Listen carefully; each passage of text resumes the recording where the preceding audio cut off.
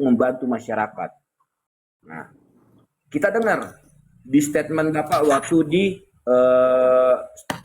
media nasional di pagi-pagi ambiar ya, apa tuh? Brownies. Di Iya Brownies. benar, pagi-pagi ambiar juga. Ya, Brownies sama pagi-pagi ambiar bahwa Bapak dengan keras dan lantang loh, bukan menyek-menyek itu bahasanya, keras dan lantang, bahwa Bapak sudah tidak mau lagi menyebutkan inisial dan Bapak sudah menyebutkan nama langsung. Berarti sudah saatnya Bapak turun. Ingat Pak, BPOM itu mengeluarkan press release itu berarti sudah mempunyai produk yang melanggar aturan BPOM dan Undang-Undang Kesehatan. Sekali lagi, buat Bapak Uya yang terhormat, saya sebenarnya fans Bapak waktu pas Bapak turun tentang tindak pidana penjualan orang waktu di Malaysia dan Vietnam. Saya salut Bapak, tapi sekarang saatnya ini sudah ranahnya merusak kulit wajah Indonesia, khususnya perempuan. Adapun laki itu masih 30%, tapi terlebih banyak perempuan memakai produk-produk yang melanggar aturan BPOM. Sudah saatnya Bapak turun, gerak tuntaskan itu permasalahan. Sekian dari saya. Ingat, Bapak Uya Kuya, Anda itu adalah anggota DPR ya. Itu Anda adalah anggota DPR, Dewan Perwakilan Rakyat, bukan DPRG ya. Dewan Perwakilan RG dan DPSS, Dewan Perwakilan SS. Jadi tolong ya Bapak Uya Kuya ya. Ini udah lantam kali kita ini di sini ya. Jadi jangan sampai Bapak mengecewakan kita yang sudah memilih ya. Memilih. Nah, saya juga ini adalah salah satu garda terdepannya waktu Oke Gas itu ya, waktu pemilihan Pak Prabowo. Jadi semua yang menyerang Pak Prabowo dan yang lain-lain itu sudah selalu aku sikat gitu loh, selalu aku sikat. Nah, sekarang giliran Bapak yang sikat ya.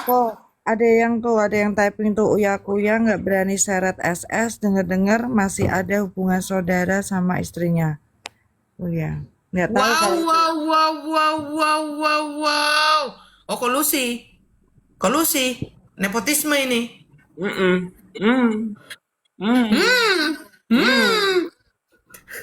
Kenapa sih Beb, kok Katarian, Bang Long sama Koko tadi lucu katanya gitu. Emang kalian ngapain? Itu long. Nggak ada. Udah kerikot loh. Udah kerikot kok. Nah itu.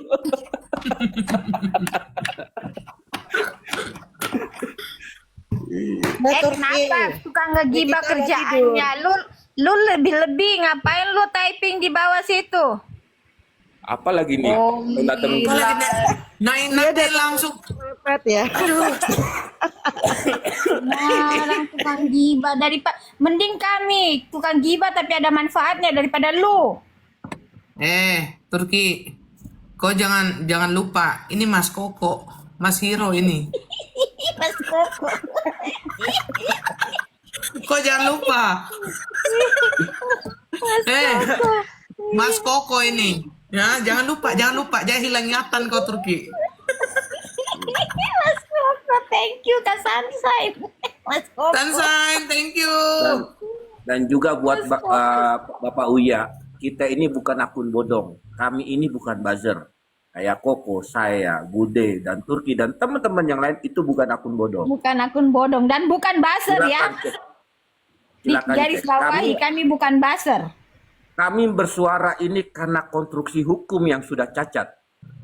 Gitu loh. Bukan buzzer kami ya. Sekali lagi. Ada magnetnya Turki. Awas itu kepala kenapa?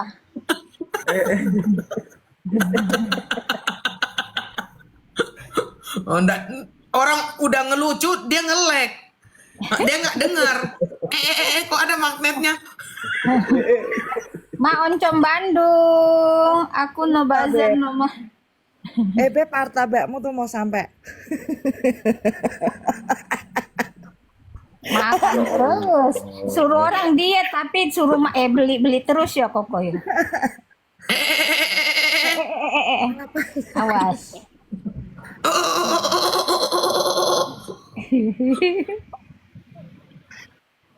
Iya mana? Si Uya Kuyang ini nggak ada ininya ya, nggak ada konfirmasi.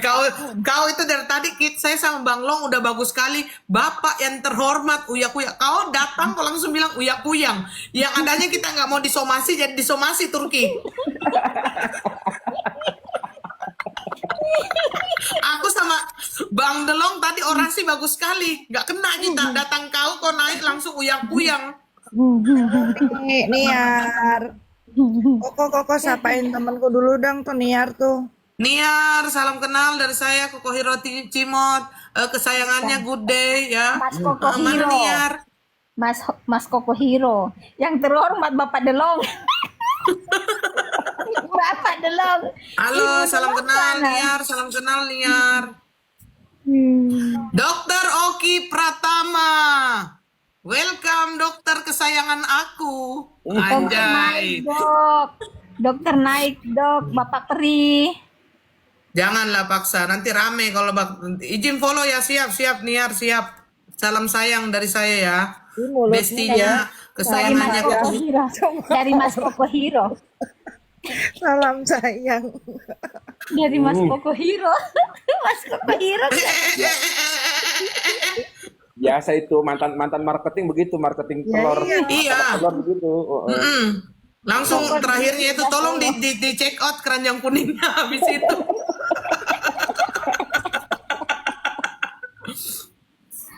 Oke, lanjut. Oh iya, buat teman-teman semua yang merasa pendukung Nikita Mirzani, yang ingin menyuarakan, tolong isi petisi yang ada di bio Good Day. Petisi. Oh, iya. Petisi. Tolong isi petisi di yang ada di link bio Kak Good Day. Free moka frio ka. Hai Kak Lingga. Oke, thank you Kak RK. Yang teman-teman Malaysia, please isi petisi yang ada di bio Kak Good Day. Share ke teman-temannya semua ya, Kak.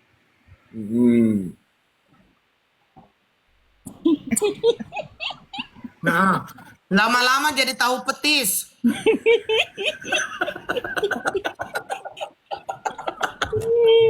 Riau hadir, Kak. Hai Riau. Iya, sudah saatnya kita bergerak yuk seluruh Indonesia, khususnya perempuan. Thank you Alessa, makasih. Sudah saatnya perempuan di Indonesia itu bersuara bahwa sudah terjadi pembohongan publik, gitu. Ayo bersuara. Ini untuk kebaikan masa depan, gitu. Ingat, anak-anak kita juga butuh skincare. Setidaknya penjual skincare itu haruslah benar dan tepat. Assalamualaikum, selamat malam semuanya. Jangan membodohi. Ada yang terhormat Pak Delong, gas. Salam. Waalaikumsalam. Ya kakakku, emak. Waalaikumsalam. Kakak Lingga, thank you. Beb, aku ambil martabak dulu ya. Ya, bagaimana mau diet? Bagaimana mau diet itu? Terima Aku kasih. kalau Linda. diam dulu kalian. Aku kalau RI 1 yang belikan berarti udah gas. Kalau saya beli Allah, sendiri baru harus ada tabarakallah. izin. Oke, Chef Aduh, Koko anak Sangatta kasih Kalimantan oke. Timur hadir buat buat yang di Kalimantan Timur, kalau memang kalian pendukung Nikita Mirzani, silakan isi petisi yang ada di bio Kak Good Day. Oke, siap. Aku mau menyampaikan apa kakakku, Kak Lingga? Thank you Kak Lingga. Thank you, terima kasih Neng Lingga, berkah selalu. Like nih. Mana Bapak Delong itu? Mana Bapak Delong? Bapak dulu. Bapak dulu. Iya. Ngomong Bapak Delong. dong, ceramah Bang Delong. Oh, Iya, masih nyetir jadi- ya, hati-hati ya Kak Lingga. Jadi sudah saatnya lah khusus perempuan di seluruh Indonesia bersuara. Ya iyalah.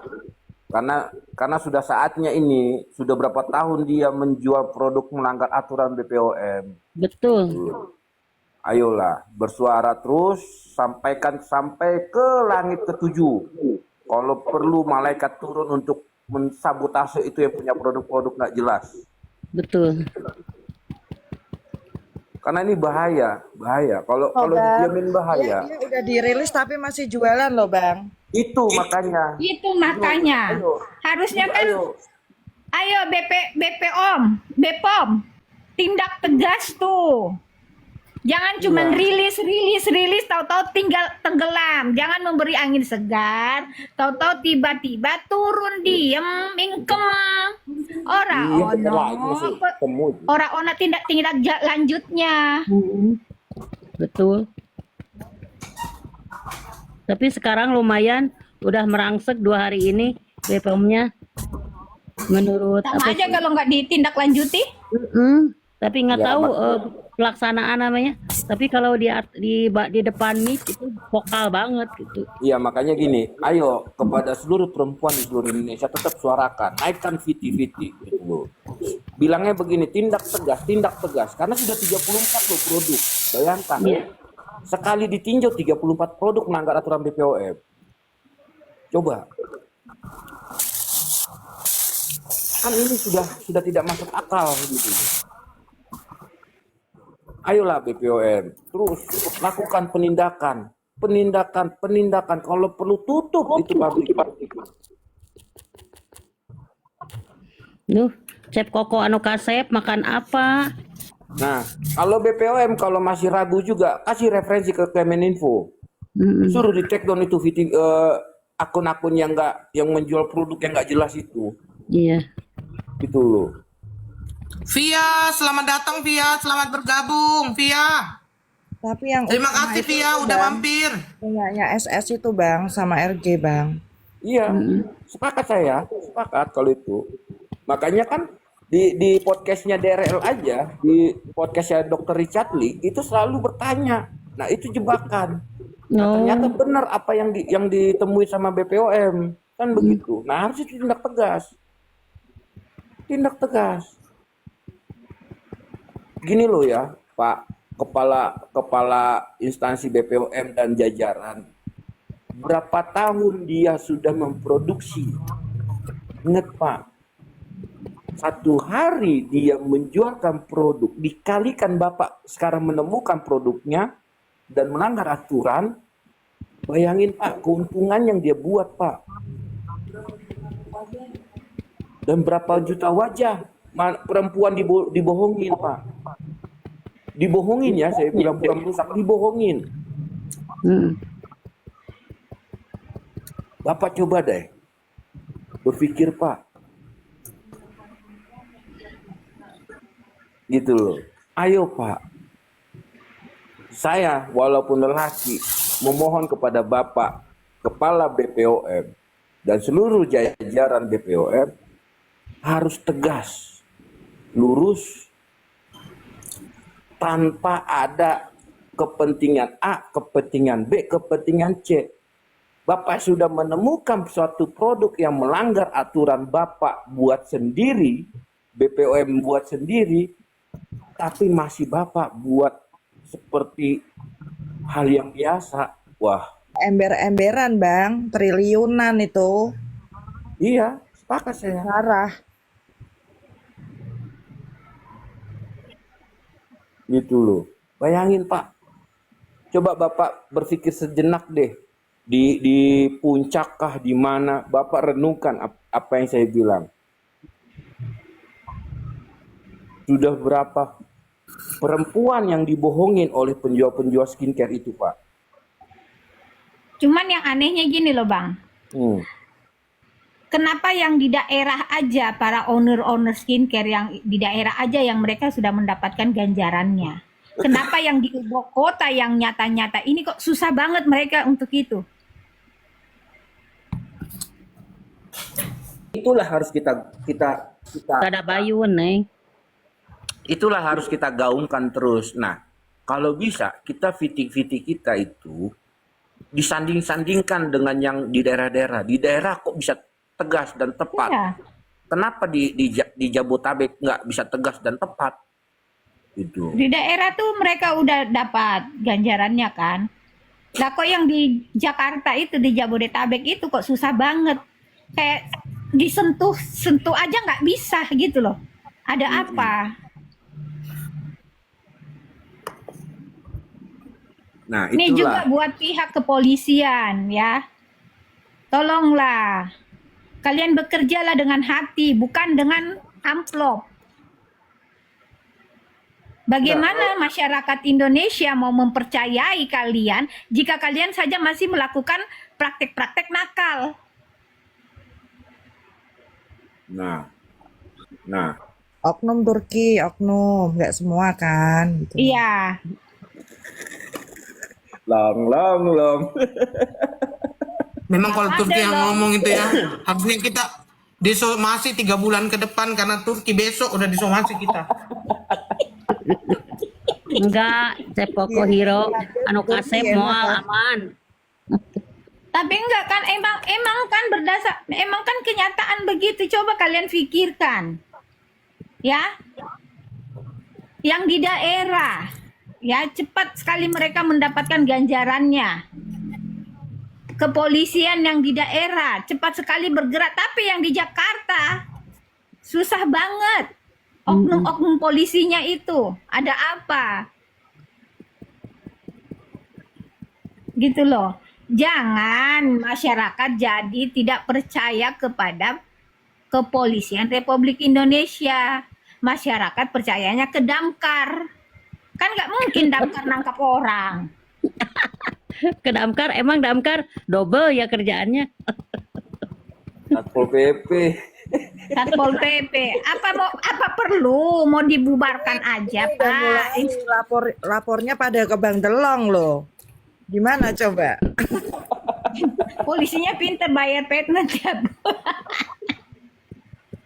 Iya, jadi gini, makanya kan kayak kemarin tuh kita dapat info katanya BPOM melakukan sidak ke salah satu klinik, ya kan? Nah, harusnya itu diajak pihak terkait. Pihak terkait siapa aja tuh? Pihak terkait Kementerian Kesehatan, kepolisian juga. pihak kepolisian, gitu loh. Apakah temuan-temuan yang itu bisa ditindaklanjutin di saat itu? Itu harus dikembangkan, Pak. Gitu loh. Pak pengacara naik. Siapa yang turun ini? Ikut dong kata Pak pengacara. Bang Niran, naik Bang Niran. Saya aja yang turun ya, Beb. Ojo, Beb. Nggak usah, masih penuh. Ngapain turun? Masih banyak, masih banyak driver. Banyak. Ini Kuba ini. Ngapain turun tuh? Masih ada 3. Mau berapa lagi? Sampai ke sebelah sini. Hah? Sampai ke toiletku sana. Halo everyone. Hai, Pengacara. Tunggu. Apakah Ini aku cinta segitiga ada long, nggak terima aku.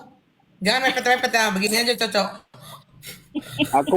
aku baru ini baru buka TikTok lagi. Iya, makanya saya tanya ke Kang Bude. Siap abangku. Apa mau Saya bilang? nanya ke Kang Bude Jauh juga. banget. Bagi ini. Rencana besok aku mau konten besar-besaran sih. Mau nge-review habis-habisan. Soalnya belum pernah bersuara nih. Iya, ada yang Apa typing tuh? di bawah. Kamis ada Doktif jadi saksi katanya. Oh, Apa kami tuh, sadar. Pak, Bang, yang mau diminta, Miran Bang? dulu, Turki, Bang Miran dulu. Kenapa, Bang? Ini terkait pertama yang aku lihat kan sikap jaksa.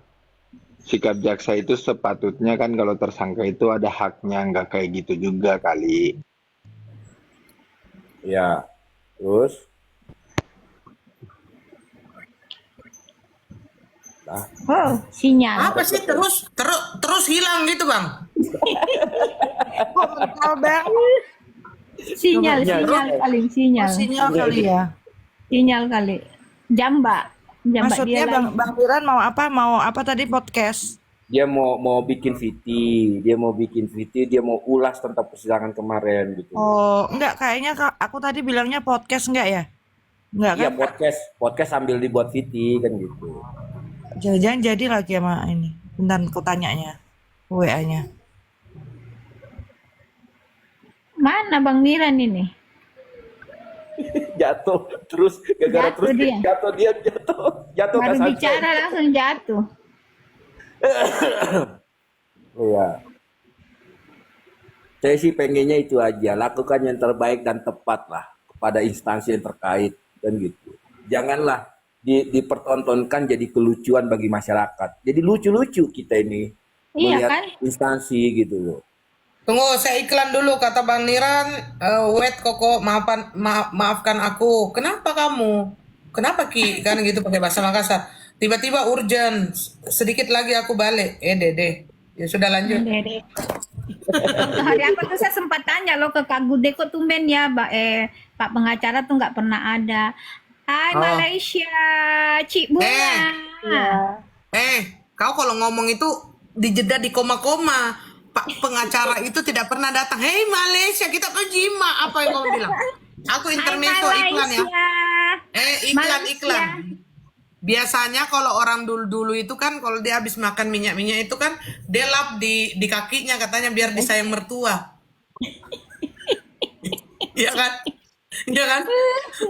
Terus arahnya kemana kok? Caranya kemana Koko ini? Ya biar disayang mertua. Bener kan Curut? Bener aku. Tunggu lah. Malam juga. Saya masih sore ya. Malam. Di Turki Cik jam Bunga. Cik Bunga yang di Malaysia nih ya, kalau kalian pendukung Nikita Mirzani, tolong. Ini buat semua para penonton yang ada di room ini 225 orang. Silakan isi petisi yang ada di bio Kak Gude. Bagi para pendukung Nikita Mirzani dan yang ingin mencari keadilan. Bagaimana Bapak Delong? udah dicek belum Bang? Yang udah isi petisi berapa Bang? Waalaikumsalam, Pak Udah Memes. 900-an, 900 lebih. Sunshine, kau jangan ketawa-ketawa. Ikan hiu melayang-layang. Kode Oke, keras. makasih, Kak Laras. Udah Petisi berapa? 930 kata Kak Memes. Iya. Aku pendukung Koko Gemoy aja deh. Agnes Pane malam juga. Isi lawur. Memes malam. Mama Memes, kau nggak Boleh, usah khawatir. boleh Tunggu dulu. dari negara manapun boleh. Kau nggak usah khawatir Mama Memes. Kalau di sini nih ya lakimu aman. Ya, karena yang paling ganteng di sini cuman aku. Mas Koko. Nah, dah ada orang boleh macam-macam di sini. Saya juga dari luar negeri juga. Ah, tapi tetap Koko lagi jelek sekarang, itu rambutnya luyu. Kemarin tegak, sekarang luyu. Bukan masalah jangan kena band Bang kita Long, loh. panjang Bang Long. Bukan Ini masalah Singapura. tegang apa tidak tegang. Ini kan model baru gini loh. Tuh. Jadi tambah kesepisan. Koko Iya, tambah siapa tahu. kesepisan. Enggak, inovasi baru gitu loh. Bilang aja Udah lah, Long, aku ganteng juga bukan gara-gara kau. Jadi kau diam aja. bilang aja Masuk keras kau Delong. bilang aja mau ngikutin si Pendong. Bilang aja. Saingan, katanya saingan. Sok keras Kak Memes di Komal aman, di belakang runyam. Iya. Bang, itu kenapa sih Koko jangan sok keras kau Delong. Aduh gak ikutan aku Pokoknya kalau kita mau cari ini loh, kalau kita mau cari foto apa aja gitu kita harus carinya di Google aja udah ketemu itu foto apa aja. Iya. Lanjut. Mulai. Respet. Foto Mulai. foto yang penjual itu juga ada toh Koko. Kau mau cari penjual toge, penjual mobil, penjual apa aja ada, penjual pia, semuanya ada. Oh, ada Darah juga Koko. muda, darah tua, semuanya Cari ada. tadi Tanggal udah tua, naik, Pak tanggal muda, pengacara. semuanya ada. Oke, Aduh, sorry banget tadi nggak enak banget sama Koko sama Kak Tita dan yang lain-lain ini. Iya, Oh, nggak ini apa-apa, banget. Bang. Tiba-tiba ada urgent banget. Ya kan emang pengacara sibuk, kita juga Iya. tahu kali Bang Miran. santai Maki, nggak baper-baper juga orang cepat lagi. Apa kita mau bicara? Oh, jadi Di sini. Jadi ada beberapa itu klienku ke luar negeri nelponnya jam begini memang. Jadi kena kalau di Iya sana turun kan- lagi pale. iya. Kalau memang itu urusan Tidak uang, Ji turun lagi. kodong, tidak Ji, turun, Ji. ngapa saya mieng. Iya, lanjut. Ah, saya melihat pertama terkait sidangnya Nikita Mirzani itu sangat sangat kurang fair ya, poin satu. Kenapa saya bilang sangat kurang fair? Karena pertama, katanya waktu pemeriksaan sidang untuk bukti itu tidak mau diputarkan secara utuh ya. Iya. Bukan tidak mau diputar secara utuh, tidak mau diputar. Nggak diputar, Bang. Tidak mau diputar. Tapi ini begini gini. Emangnya sudah masuk di agenda pembuktian? Belum. Udah ya? Belum. Belum kan? Aman aja sih karena kalau belum masuk di agenda pembuktian ini kan masih baru saksi. Nanti bukti-bukti itu harus dikeluarkan. Maaf, Bang Niran. Aku ini anggap aku berseberangan dengan Abang Niramnya. Tidak apa-apa kalau kita ngomong begitu. Tapi permasalahannya nggak usah selonong boy langsung balik kanan bubar. Kan bisa ngomong gitu loh. Maksudnya? Maksudnya, dia kan seharusnya dia tinggal ngomong, maaf, ini bukan sekarang dalam tahap ini, nanti aja di kesaksian gitu loh. Jadi etika bersidangnya itu ditonton sama semua orang itu nangkap bahwa sidang itu memang maksudnya menjunjung tinggi norma-norma kesopanan santunan gitu loh. Nice. Jadi kayak gini kok. Kalau kulihat memang sidang ini kan pertama semakin panas. Sudah sangat panas. Yang kedua, mungkin jaksa juga terbawa arus. Memang seharusnya ya ini yang saya mau sampaikan tadi. Seharusnya contoh kayak Nikita Mirzani pakai borgol dan pakai baju. Oke, itu prosedural. Tapi kan pertama, ingat, ini bukan kasus pembunuhan berencana, ini bukan kasus pencabulan, ini bukan kasus pemerkosaan, ini bukan kasus narkoba yang puluhan kilo, bukan ton. Ini bukan kasus korupsi yang menyengsarakan ribuan jutaan masyarakat, bukan. Ini kasus katanya pemerasan, itu dulu pertama. Iya kan? Seharusnya perilakunya juga diperhatikan. Tidak perlu sampai ditarik-tarik, tidak perlu sampai sekeras itu. Yang kedua, jujur ya, saya merasa juga kalau saya di pinggirnya, menurut saya bukan berarti saya lebih baik daripada PH yang menampingi ini kita pada saat itu. Pada saat ini kita ditarik-tarik seperti itu, seharusnya PH langsung mutusin itu. Jangan kayak gitu juga, Bu. Sini saya suruh pakai. Sini, mari borgolnya. Sini bajunya. Bu Nikita, ini kita pakai ya, soalnya proseduralnya kayak gini.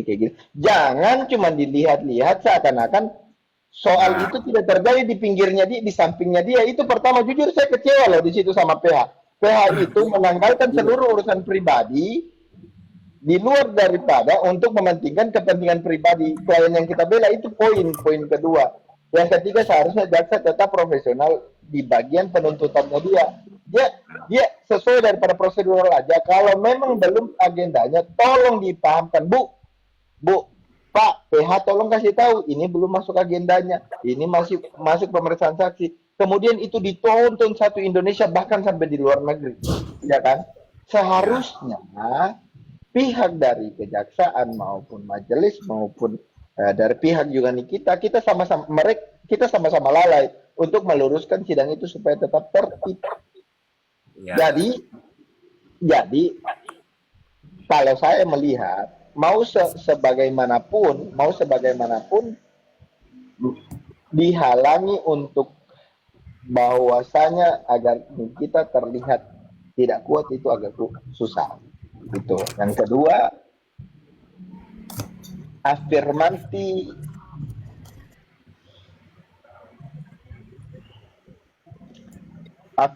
incumbit plage. Jadi siapa yang mendalilkan, siapa yang menuduhkan, itu yang wajib membuktikan. Kayak gitu. Ini nih kita berusaha untuk menepis seluruh tuduhan yang didalilkan untuk dia kan. Jadi gini, Bang pengacara, mohon izin ya, saya meluruskan dulu sedikit. Jadi awalnya mulainya persidangan Teniki itu sudah berbicara dan memberikan suatu lampiran berbentuk flash disk dan bukti screenshotan chat gitu loh. Nah, awal mula sudah diminta oleh Nikita Mirzani, terus dikasihlah barang bukti flash disk tersebut ke hakim. Nah, begitu sudah mau selesai persidangan, si Teniki dihadirkan duduk di tengah oleh hakim. Oke? Ini kejadian sepertinya ya, yang aslinya ya. Nah, begitu sudah duduk di Teniki di tengah, hakim mau berbicara tapi dipotong oleh Niki untuk meminta rekaman itu diputar. Alhasil, hakim niatnya mau menyetop omongan Teniki sampai ngetok palu. Namun Teniki berusaha dan berupaya agar rekaman itu bisa diputar. Dan nggak tahu kenapa tiba-tiba hakimnya langsung melengos. Dan belum ada penutupan dari hakim berbicara kapan ini akan mau disidangkan kembali, belum ada. Dan satu pun nggak ada rekaman atau video yang ditampilkan dimanapun tentang hakim menutup acara peradilan kemarin. Nah, yang tadi abang bilang pengacaranya kok diam saja, salah bang. Salah satu pengacara Teniki yang tengah yang pakai kacamata itu berupaya untuk tidak memaksa jaksa JPU. Itu saya dengar sendiri bang. Namun memang Teniki bersikeras. Dia bilang dia tidak mau dibawa ke Pondok Bambu. Kalau dia mau dibawa ke Pondok Bambu, tapi diputar dulu rekamannya. Terjadilah aksi negosiasi antara kedua belah pihak, JPU dan pengacara. Hingga akhirnya disepakati untuk dibuka sedikit rekaman tersebut, tapi tidak pakai mic. Gitu loh. Ini ke asli yang ada sebenarnya kejadiannya. Bukan saya memihak, yang kami maksud itu adalah harusnya hakim itu berbicaralah yang layak, jangan melengos. Penyampaiannya nggak pernah biarkan ditarik-tarik kayak gitu. Mohon maaf. Itu di stop bang. Ada videonya di stop bang, sama pengacaranya, salah satu pengacara. Terjadilah perdebatan, JPU-nya memaksa. Saya kan ketinggalan beberapa info, tapi yang beredar di masyarakat video itu nih kita ditarik-tarik, dan seharusnya emang nggak bisa kayak gitu juga dari pihak kejaksaan. Iya, kayak gitu. Iya, ini saya menceritakan keasliannya dan itu ada videonya. Kayak sensi banget kan. Iya, maksud saya gini, saya meluruskan buat teman-teman yang dibawa, kejadian keasliannya seperti itu, bahwa pengacaranya pun Teniki bukan diam, tapi juga bergerak dan meminta JPU untuk tidak memaksa. Saya dengar sendiri. Ini agenda sidangnya saja sekarang di SIPP Jakarta Selatan. Detail Itu kita belum tahu bang, makanya ntar kita lihat itu tidak diposting, tidak dimasukkan agenda apa selanjutnya. Nah itu dia bang, karena belum ditutup bang, kita belum tahu keasliannya. Ini kayaknya masih pemeriksaan saksi, tapi kan gini, gampang aja kalau memang tidak mau dibukakan siapa pertama yang menelpon Nikita Mirzani dan siapa yang meminta menelpon, kan itu bisa dilihat. Telepon yang masuk dari Mail. Kalau itu kan, sudah kebuka bang, kalau itu sudah kebuka. Mail juga kan bisa memperlihatkan. Jadi di sini bukti enak banget sih posisinya Nikita, enak, serius. Makanya ini agak panas. Iya, saya betul. juga kalau lihat ini sidang besar kemungkinan sih. Tapi jujur ya, seperti kata Bang Hotman Paris, kita itu kalau sidang kayak pengacara kita lihat majelis hakim ketika kita memberikan bukti yang memang itu salah satu yang menjadi bukti kunci di persidangannya kita, kemudian hakim gayanya agak mengabaikan atau terlihat sangat mengabaikan, itu hati-hati dengan putusan nanti. Biasanya seperti itu. Ya, betul. Jadi bingung juga sih kita lihat peradilan di Indonesia ini. Hanya seharusnya mau saya juga sih, AMI itu jangan terbawa arus juga sih, seharusnya lebih tenang juga. jangan termakan sama permainan mereka. Hanya serba salah juga kan. Koko kalau misalnya di Amin nggak ngegas, takutnya makin jadi-jadi. Oke, Abang beli nyoman, Pak Nyoman Rai, Om Swastiastu, Sapunapi Gatrene. Silakan, waktu dan tempat dipersilakan. Wow, terima kasih. Selamat malam juga buat teman-teman. Good day semua teman-teman The Long. Oh, Ya, Pak pengacara ya. Malam Ya, Bang. Pak Ya, Nyoman. aduh, saya diberikan waktu langsung untuk bernerasi ini ya. Bos. Siap. Ya, menarik ya. Case Nikita Mirjani memang menarik ya. Sejak awal menjadi perdebatan dua arah gitu. Tapi buat saya mungkin tadi secara teknis beracaranya sudah dijelaskan oleh Pak Pengacara.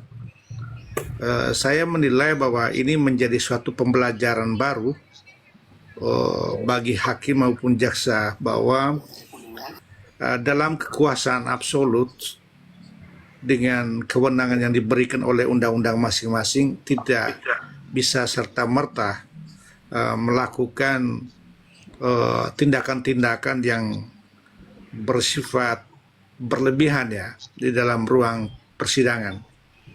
Apalagi ini dilakukan terhadap seorang Nikita Mirjani yang wajib secara hukum statusnya sebagai terdakwa dan belum dinyatakan bersalah. Itu yang pertama. Yang kedua, sebenarnya peristiwa yang terjadi yang kita tonton secara visual itu semacam dipaksakan oleh jaksa.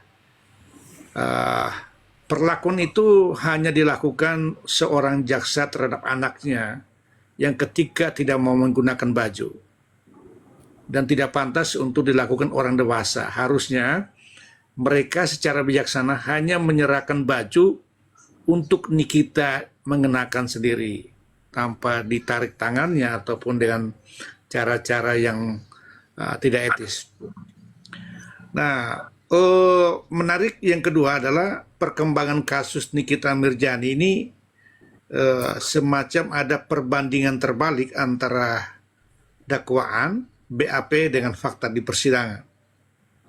Nah, satu-satunya yang kita harapkan secara objektif itu adalah peran hakim di sini. Memang sejak awal saya selalu menyatakan bahwa dakwaan yang diajukan oleh jaksa itu adalah bersifat opini subjektivitas yang bersumber dari BAP. Dan itu bukan fakta. Dan itu bukan juga sebuah kebenaran. Fakta dan kebenaran itu adalah ketika dihimpun seluruh saksi-saksi di dalam ruang persidangan, termasuk pelapor, itulah fakta. Tetapi ini yang menjadi kekhawatiran kita bersama, apakah perkara ini akan menjadi adil, transparansi dan akuntability jika ada potensi transaksional antara tiga pihak, pelapor, jaksa penuntut umum, dan hakim. Kalau benar isi rekaman percakapan di dalam yang direkam, yang dikuasai oleh Nikita Mirjani itu ada fakta atau benar adanya, maka kita meyakini perkara ini tidak pernah akan memperoleh keadilan, walaupun mungkin hanya bisa memiliki kepastian hukum. Nah, mungkin kita tidak memberikan koreksi terhadap cara kerja lawyer Bang Fahmi ya, tapi menurut saya sudah saatnya memberikan semacam penolakan atau recusatio ya, kalau di dalam wawancara itu penolakan terhadap hakim yang juga yang diduga kuat telah terkontaminasi oleh pelapor dan jaksa sehingga dia tidak lagi menjadi hakim yang netral. Ini dasar ini bisa diajukan pergantian hakim. Yang kedua juga bisa mengajukan pergantian jaksa penuntut umum. Nah, ini cara-cara yang harus dilakukan oleh kuasa hukum ini Nikita Mirjani atau terdakwa, walaupun mekanismenya agak sulit secara internal karena mereka memiliki diskresi. Bisa saja mereka mau menggantikan hakimnya dan lembaga kejaksaan bisa menggantikan JPU-nya, bisa saja tidak, karena kita tahu bersama bahwa selama ini ada keterbatasan lawyer untuk menjangkau keinginan itu karena ada menghadapi lembaga-lembaga yang diskresi begitu, seperti jaksa, kepolisian, bahkan di kehakiman. Jadi menurut saya itu langkah awal yang harus dilakukan oleh Bang Fahmi adalah mengajukan recusatio atau pengajuan penolakan terhadap jaksa penuntut umum dengan hakim. Saya pikir itu dulu untuk sementara. Saya kembali ke host. Terima kasih. Oke, terima kasih. Mambel. Boleh Silakan, izin Mambel. bertanya nggak? Bentar ke Pak Nyoman sama Pak pengacara. Boleh. Nah, jadi begini, mohon izin buat Pak Nyoman sama abangku. Kan ada salah satu saksi waktu itu kemarin dihadirkan di persidangannya Nikita Mirzani. Dan kita mendengar seakan-akan dia tuh mengetahui pokok permasalahan. Nah, tapi dia tidak dihadirkan di persidangannya Mail. Nah, menurut Pak Nyoman sama abangku, ini bagaimana menyikapi hal ini? Mohon pencerahannya. Bang Niran mungkin mau jawab, Bang Niran. Ini satu berkas Pak, itu Mail sama Nikita. Iya. Cuma beda sidangnya aja, satu berkas. Kalau satu Cuma berkas, dipisah. berarti Cuma mungkin dipisah. untuk mempersingkat waktu itu sudah masuk keterangannya. Kalau bisa berkas harusnya didatangkan juga, karena kan saksi yang menguntungkan juga itu penting untuk terdakwa. Jadi kayak gitu. Tapi Iya, yang saya sama maksud ini, yang saya maksud gini, di saat dia di sidangnya si Nikita Mirzani, dia dihadirkan dan kita mendengar seakan-akan dia mengetahui pokok permasalahan tersebut. ya. Tapi begitu di sidangnya Mail, dia tidak dihadirkan. Iya, maksud saya kayak gini Bang, kalau misalnya dia satu berkas, sidangnya disatukan, kalau diperiksa 2 kali kan nggak mungkin. Keterangan dia itu sudah diambil, tapi kalau memang berkaitan secara subjektif dan memang penting seharusnya diperiksa lagi. Tapi kalau Harusnya. memang tapi kalau memang satu berkas dan memang keterangannya semua dianggap sudah diberikan dan tidak dibutuhkan lagi, seharusnya dari diperiksa lagi kayak gitu. Tapi apapun itu yang menguntungkan untuk terdakwa seharusnya tetap diperhatikan juga. Makanya sama seperti Bang Nyoman tadi bilang,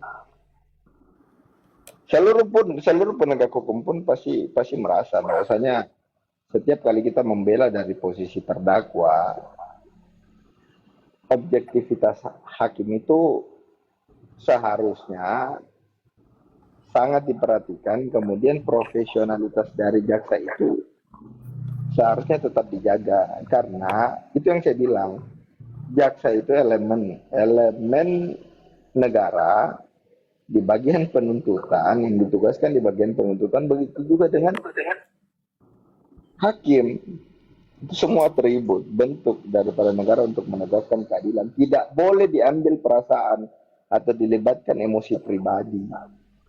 Seharusnya tetap daripada koridornya secara profesional. Ini suasana panas. Malam semua, Koko Hiro, semuanya, good day. Seakan-akan pihak dari penuntut umum ikut panas, kayak gitu. Sementara sebagai penegak hukum kan harus memperhatikan juga, apalagi sidangnya itu diperhatikan seluruh rakyat Indonesia ini kan. Minimal tidak ada poin-poin pencerahan atau mencerdaskan bangsa, atau profesionalitas jaksa itu diperlihatkan di situ. Tidak elok ketika kita melihat jaksa memaksa seperti itu dengan wajah yang sangat kurang pantas untuk dilihat, dengan cara yang sangat tidak elegan dan tidak profesional, dengan menarik dan memaksa seperti itu. Kan itu tidak seperti itu enaknya pandangan masyarakat dan penglihatan masyarakat. Artinya JPU ini kan membawa juga nama instansi kayak gitu. Tapi menurut saya semakin ke sini semakin sulit untuk menepis semua pembelaan Nikita Mirzani. Dari awal saya dengar podcastnya Bang Fahmi di Dr. Richard kan, saya udah tahu, saya udah bisa baca Bang Fahmi itu mau seperti apa, dan saya yakin Bang Fahmi itu sangat punya strategi yang mantap untuk sidang Nikita Mirzani ini. Kita mau bahas di sini strateginya dan analisa hukum kita terkait Bang Fahmi nanti mau lakukan kan gak enak. Terlalu banyak mata-mata di sini. Iya, betul. Makanya saya bicaranya itu aja. Jadi kenapa sih salah satu saksi itu cuma dihadirkan di sidang Nikita Mirzani, tapi di Mail nggak dihadirkan. Iya kan, seharusnya memang penting juga kan penilaian di Nikita Mirzani dan keterangan yang akan diberikan di Mail itu seharusnya pasti ada perbedaan dan saling memberikan korelasi kan. Betul. Tapi mungkin dianggap cukup dan sudah dicatat dan sudah diperiksa sehingga tidak dibutuhkan lagi untuk datang. Mungkin penilaian saya seperti itu. Agak substansi ini, agak lucu. Iya. Jadi, karena gini bang, jadi kan gini, ada 2 saksi lagi itu tetap dibawa ke sidangnya Mail, tapi hanya 1 saksi doang yang nggak dibawa ke Mail. Tunggu. Tapi kapan waktu saya lihat itu katanya untuk sidang Nikita ada postingan, nggak tahu ya postingannya Koko Hiro kayaknya. Benarkah itu pada saat sidang Nikita Mirzani itu dibatasi pengunjung ya? Iya, dibatasin. Saya pun di luar bang. Dengan alasan dan dibilang tidak boleh konten kreator atau TikTok itu live, dikarenakan ditakutkan katanya ngedit lah. Orang live kok ngedit. Terus itu pisang Ambon itu di mana itu? Itu bisa masuk ke dalam. Ya kan sidang dibuka untuk umum. Nah itu dia bang. Jadi gini loh. Jadi ini loh bang. Makanya kan kami itu agak teriak sedikit kemarin, dikarenakan kami melihat sudah ada indikasi ya, dugaan bahwa ada berat sebelah gitu loh bang. Gitu loh. Jadi bukannya kami asal bicara, tapi memang kenyataannya di lapangan seperti itu. Itu ada bahasanya Bang Nyoman dari Bagus.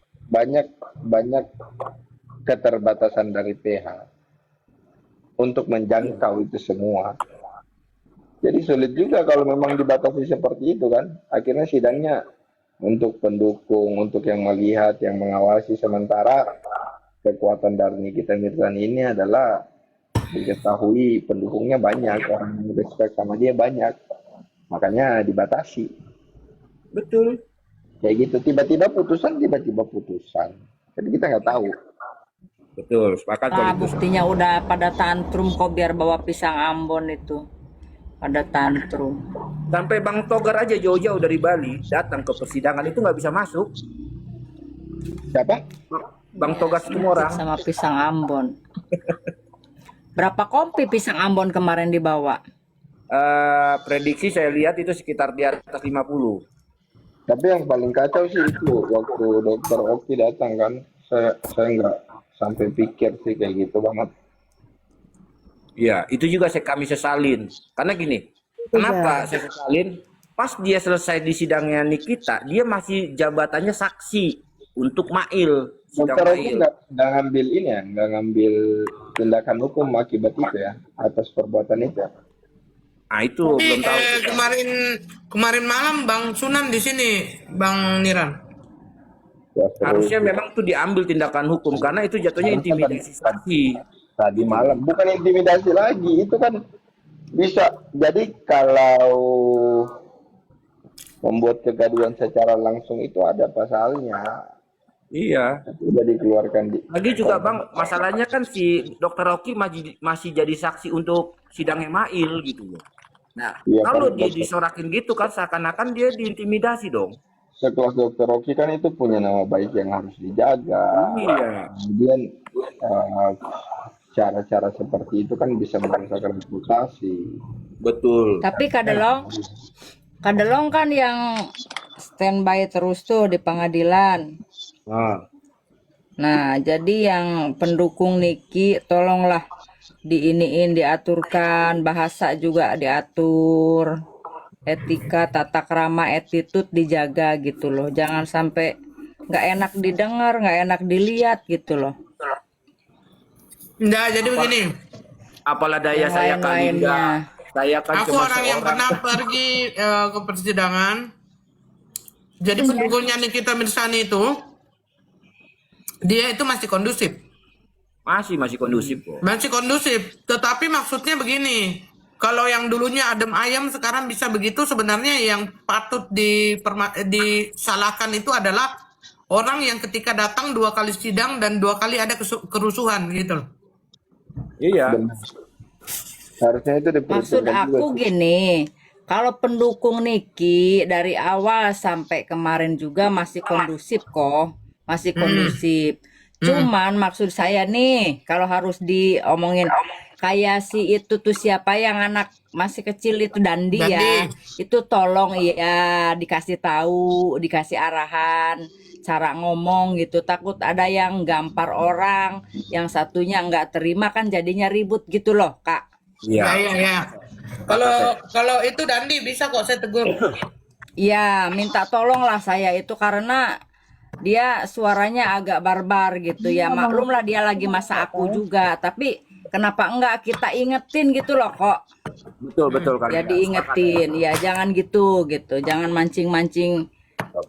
Jangan mancing-mancing masalah lah. Terus si Pendos itu biarin aja dia mau kejar-kejar kayak mau ngapain kayak orang urus nggak usah dilihat. Biar nggak panas otak. Iya. Mau joget-joget dia mau ngapain nggak usah diladenin, biarin aja kayak Luna Maya, kayak si Lucinta aja gitu. Jadi Nah, Kasih gini, hidung aja. saya mau bertanya, kan ada di VT itu yang JPU memaksa Kaniki untuk memakai rompi tersebut kan. Nah, yang jadi pertanyaan saya, apakah itu bukan salah satu skenario? Karena ada tiba-tiba ibu-ibu yang gemuk itu memegang kamera. Nggak bisa, Ada kan di nggak bo- VT yang keluar itu. Si ibu perlu itu memegang dipertanyakan kamera. itu. Yang jadi pertanyaan, ibu itu siapa? Kok tiba-tiba udah ada di tengah-tengah situ? itu Ibu siapa baju itu? merah ya. Iya. Yang dia langsung memegang kamera loh. Nah itu Kadelong Itu itu yang siapa? ditanya Ibu itu perlu dipertanyakan. Itu perlu dicari tahu. Ibu itu siapa? Saya juga kaget tiba-tiba dia ada di dalam di area persidangan. Saya juga kaget, Kak. Jujur. Itu siapa? Setelah saya telisik, kok ini ibu ini kan tadinya nggak ada, kok tiba-tiba untul-untul begitu JPU sudah ini, kok dia langsung ada di itu, terus dia pegang kamera. Koko saya izin turun duluan Koko ya. Thank you semuanya. Iya, Siap, sama-sama. Makasih. Happy birthday, Kak Makasih Kenyan, pencerahannya Kak Yuda, Kak. Iya. Bang Nyoman. Kak Ya, Mabel, oke, thank you. Iya, salam hormat, Bang. Siap. Nah, izin bertanya buat Pak Nyoman nih, ya kan. Ini kan ada salah satu saksi. Nah, kalau kita lihat dari bicaranya dia ditanya, dia itu tidak masuk dalam pokok perkara. Tapi kok bisa dihadirkan dalam persidangan? Nah, gimana menurut tanggapan Pak Nyoman nih? Ya, kalau kita berbicara tradisi peradilan kita, itu kan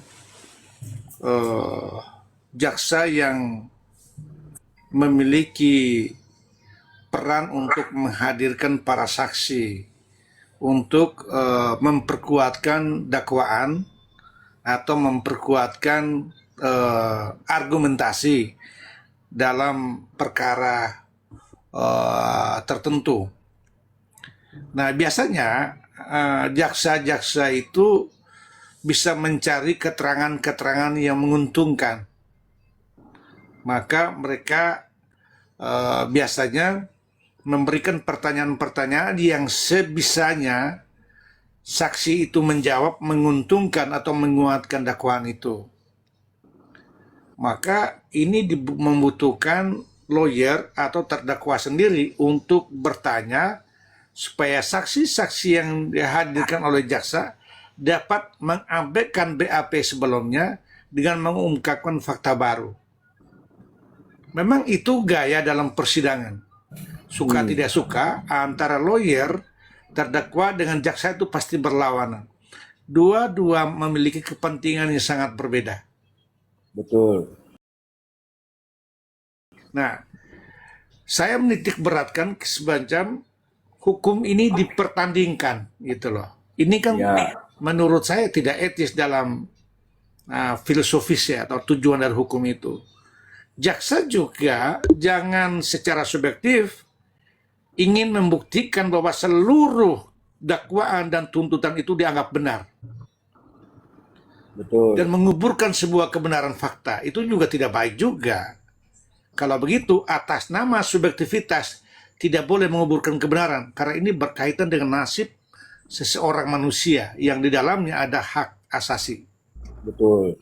Nah, kalau lawyer itu sebenarnya adalah pihak yang bersama-sama dengan penegak hukum lain untuk menjaga keseimbangan dalam proses peradilan. Ya. Menjaga keseimbangan.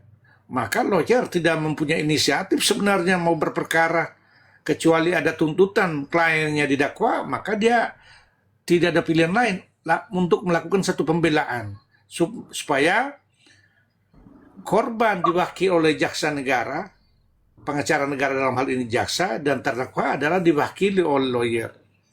Dan hakim disinilah menjadi tokoh sentral sebagai corong undang-undang.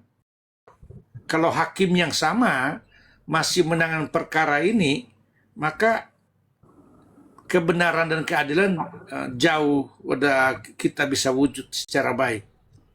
Maka satu-satunya adalah harus mengajukan pergantian hakim. Gitu, Abang. Oke. Nah, kasih coba pencerahan buat kita, Bang, Pak Nyoman. Apa sih yang dimaksud dengan saksi gitu loh? Apakah mesti harus saksi yang ada di mengetahui, melihat dan mendengar secara langsung, atau hanya saksi-saksi yang bisa dibuat? Mohon bicaranya, Pak Nyoman. Kalau kita berbicara tentang syarat orang untuk menjadi seorang saksi, harusnya dia memiliki 3 hal. Yang pertama, dia mendengar, dia melihat, atau dia merasakan. Dan sehingga dia memberikan keterangan tidak merasakan katanya. Itu satu. Yang kedua, ada konsekuensi hukum terhadap saksi ketika dia tidak mendengar, tapi dia menyatakan dia mendengar. Dia tidak tahu, tapi dia seolah-olah tahu. Maka keterangannya itu di bawah sumpah dapat dikenakan sanksi pidana. Bahwa dia telah memberikan saksi dusta, begitu. Jadi saksi itu penting dan jangan sampai hanya untuk memenuhi alat bukti 184, saksi itu lebih dari 1 orang, maka diadakan saksi-saksi lain. Dan pada akhirnya perkara ini tidak sempurna dalam pembuktian. Nah, ciri-ciri perkara yang tidak sempurna dalam pembuktian itu pasti rekayasa di awal. Begitu, Bang Delom. Siap. Yuk, yang lain silakan. Ada yang mau ditanya?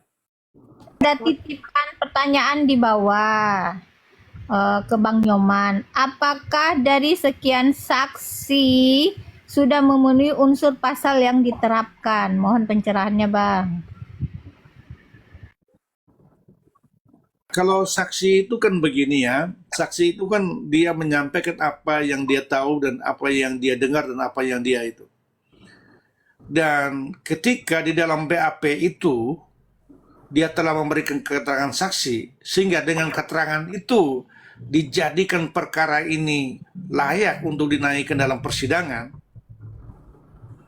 dan dia tidak bisa bertanggungjawabkan apa yang dia sampaikan di dalam BAP itu yang namanya saksi tidak berkualitas.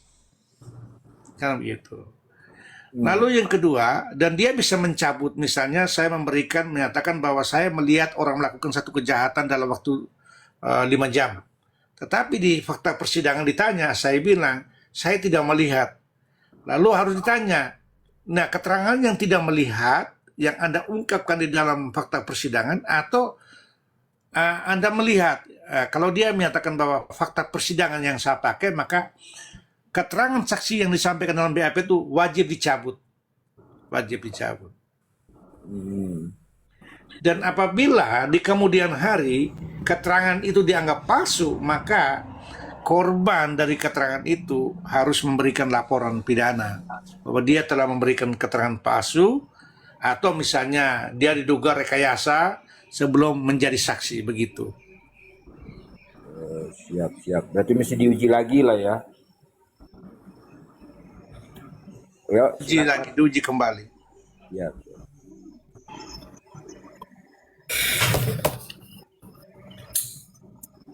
Oke, ada yang mau bertanya lagi?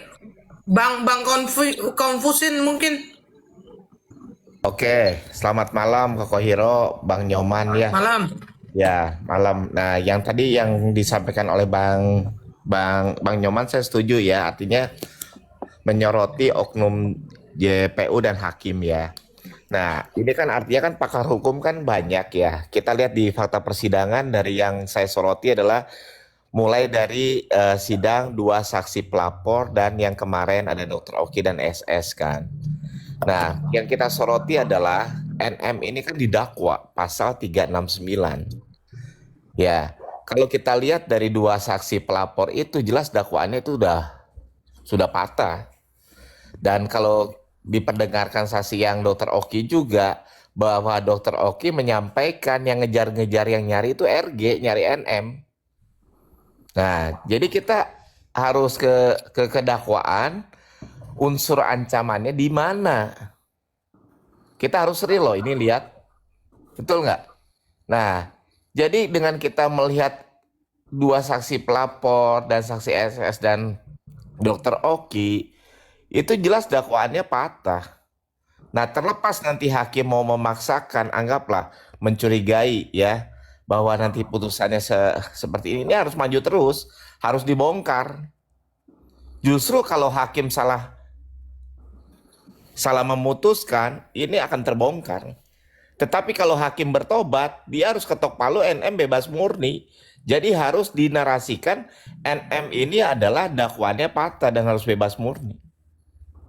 Bayangkan sekarang yang ya harus kita lihat pas dari awalnya ya, bahwa yang nyari-nyari NM itu adalah si pelapor. Terus ada obrolan, ada komunikasi.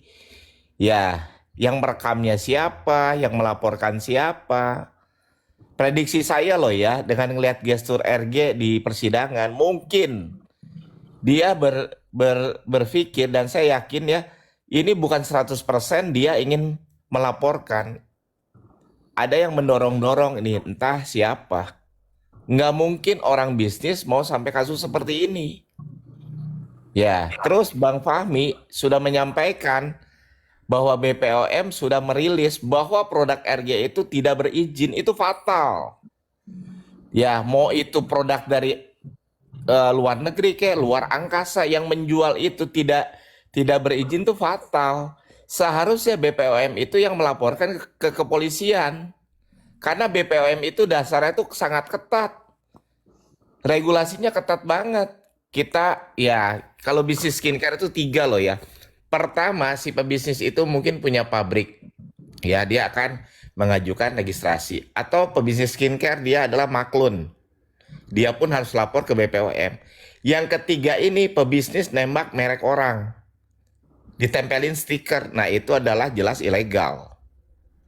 Nah, jadi masyarakat kita juga harus tahu BPOM kita ini sangat ketat walaupun dia pemeriksaannya agak terlambat. Tetapi kan, nah kasus ini akhirnya ada di persidangan ya karena BPOM juga merilisnya agak telat. Tapi nggak apa-apa lah, itu kan sudah terjadi. Ini kan harus diselesaikan secara hukum.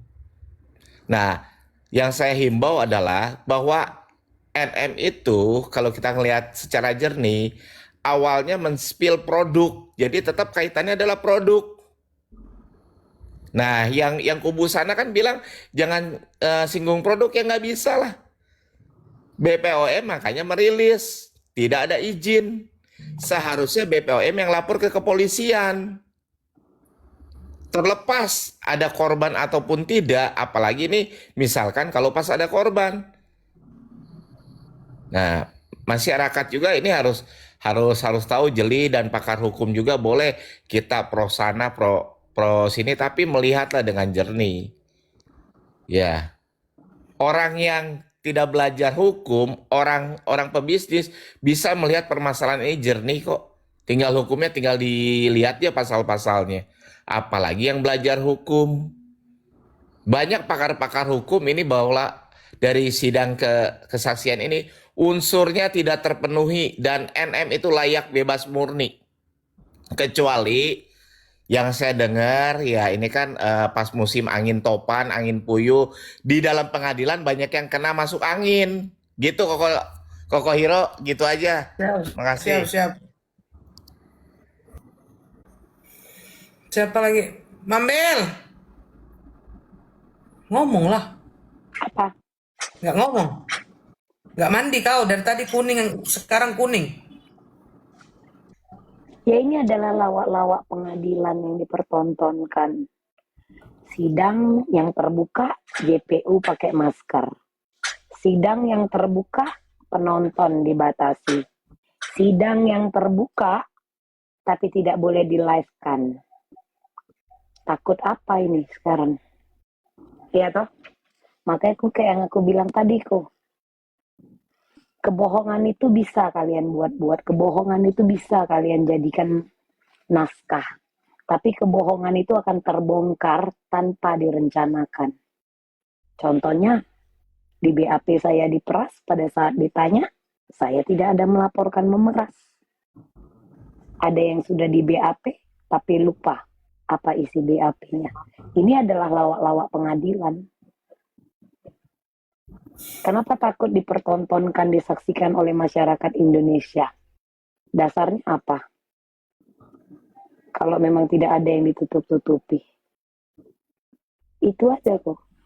Capek sebenarnya aku kalau mau komentar. Ini udah lawak-lawak. Lawak-lawak pengadilan. Serius. Padahal pengadilan itu adalah tempat yang sakral, di mana ada banyak yang memiliki profesi yang mulia, yang sedang menjalankan tugasnya. Namun ada kecerobohan yang tanpa ada naskah, tanpa disengaja, itu langsung dipertontonkan. Flash disk yang diminta diputarkan, malah hakim yang putar balik. Coba, tanpa ada jawaban. Kan lawak kan seperti itu. Niki cuma masih jadi terdakwa. 50-50 nih. Bisa dia itu kan, kasus dia ini kan bisa bebas, sidang diberhentikan, bisa dong. Pada saat pembuktian ternyata itu Bisa nggak bersalah, bisa bebas, bisa salah. Bisa salah, tapi dia diperlakukan kayak apa? Kayak bukan manusia, ditinggal gitu aja. Maksud lu, sakit loh Pak Hakim kalau ditinggalkan gitu aja gitu loh. Apalagi sakit loh kalau ditinggal gitu aja. Kalau JPU-nya ya kalau ada masalah rumah tangga jangan dibawa lah ke persidangan untuk Bu Indah Manurung. Kalau kesel gitu sama suami atau ada kesel sama masalah-masalah pribadi gitu. Ini kita lihatlah kelanjutannya kayak mana nanti kok. Iya. Itu aja. Terus kalau masalah yang kayak tadi misalkan ini masukan ya, kayak kemarin kan juga ada perbincangan sampai over lah ya kok, kayak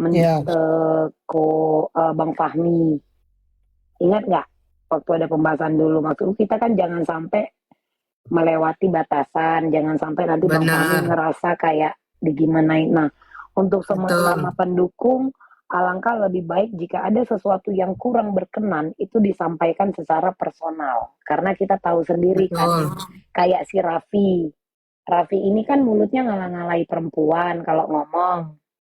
Nanti diputar ya cerita, lihat tuh sesama pendukung diomongin di depan umum, kasihan no. Misalkan Dandi, kasihan no Dandi digituin padahal sesama pendukung. Alangkah lebih bijak lagi kalau misalkan ada sesuatu yang kurang berkenan secara personal. Karena mulut Raffi ini yang bahaya, jujur aja. Oh, dia aja bahaya, yang lain enggak ya? Iya, kalau sama yang lain masih enak komunikasi. Kalau sama Raffi ini agak sulit ini. Mambel, Sembelit kalau ngomong sama Raffi Mambel, ini. Mambel, si Raffi kan, dia tuh pengen bersuara. Secara kan dia lagi PDKT dengan Sansabella. Kok PDKT maksud kakak? Oh itu aku Dia nggak ikutan kak. PDKT Dia punya dengan bini kak. Sansabella. Aku punya. Yang aku tahu Raffi itu adalah pengacaranya Zanzabella. Di luar itu aku nggak tahu. Enggak. Astaga. Oke, Bang Nyoman, mungkin ada yang mau disampaikan, Bang Nyoman? Ya, saya ingin bertanya dulu sama Bang Yoman ya. Bang Yoman, kenapa pihak JPU dan hakim Pak tidak pernah adil ya? Kita udah melihat daripada persidangan ini. Ini baru aku dapatkan persidangan seumur hidup yang kayak gini hancurnya dan bobroknya. Menurut Pak Yoman bagaimana Pak Yoman? Coba sedikit-sedikit Pak arahannya. Doktrinasinya hukum terhadap jaksa itu kan mereka dianggap sebagai pengacara dari korban. Pengacara negara adalah pengacara dari korban.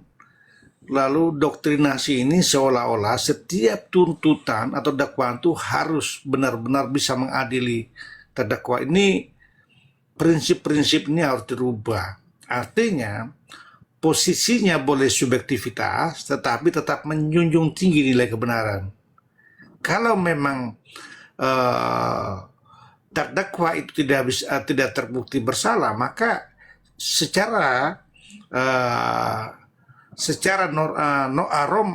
moral itu jaksa juga harus mengakui bahwa tuduhan dakwaan itu tidak terbukti bersalah.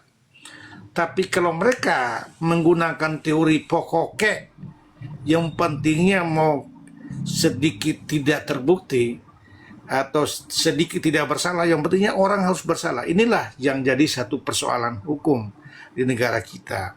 Apakah sistem hukumnya harus diperbaiki atau memang harus dievaluasi kembali? Yang kedua, ketergantungan nasib seorang terdakwa itu sangat tergantung kepada hakim. Karena tadi jaksa sudah subjektivitas, maka satu-satunya yang diharapkan oleh terdakwa adalah hakim mengakomodir seluruh kepentingan terdakwa. Kenapa? Terdakwa sedang diuji masa depannya. Terdakwa telah disandera oleh hak asasinya. Maka dia punya kepentingan lebih besar daripada jaksa sebenarnya. Jaksa salah menuntut dan pada akhirnya orang masuk penjara. Jaksa tidak ada masalah dengan hak asasinya. Tapi terdakwa ini yang diadili tanpa dia melakukan satu kesalahan, dia memiliki stigma yang sangat negatif di hadapan ruang publik. Bahwa dia seorang tersangka, dia seorang terdakwa, dan seorang terpidana. Maka menjadi wajar, walaupun kita saran terdakwa harus kooperatif di dalam ruang persidangan, harus sopan. Tetapi catatan syarat sopan dan kooperatif itu tidak hanya terletak kepada terdakwa, tapi seluruh pengunjung dalam sidang itu. Apalagi seorang terdakwa. Seorang terdakwa itu bagaimana kita bisa berharap dia bisa tenang ketika seluruh dalam ruang sidang itu tidak mengakomodir kepentingan dia. Pasti dia marah. Dia marah karena dia coba mempertahankan nasib dalam masa depannya dia. Sehingga sikap-sikap yang dilontarkan oleh Nikita Mirzani, saya masih menganggap benar itu. Itu respon dia. Dia coba mempertahankan dirinya bahwa saya tidak bersalah. Lalu tetapi di dalam sidang ini saya melihat hakim tidak netral. Tentu itu akan kecewa. Sama kayak gini. Saya ilustrasi yang lebih mudah.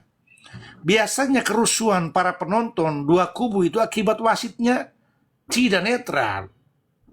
Wasitnya itu tidak berimbang. Wasitnya itu berpihak pada salah satu. Wasitnya itu